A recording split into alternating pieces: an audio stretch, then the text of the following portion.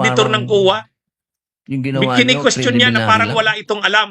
Yung AOM po, Kaya lang, preliminary nung lang. sinabi ni Opo, Robin hindi po yun konklusyon. na ano bang alam mo Kung sa ang terorismo? tinutukoy niyo po ay yung- Gaano na kalala ang meron po kasing terorismo provision as to based the sa iyong circular investigation? na prima Oh, facie Pakisagot na suspicion. lang po. hindi kung naman conclusion trabaho ba yan po ng CUA auditor. Final. Bunyog, bunyog, halikan na kasama ka. Bunyog, kapag buklod ay may pag-asa. Luzon, Visayas, Mindanao, isa ang pananaw. Sa bagong Pilipinas ang bunyog isisigaw.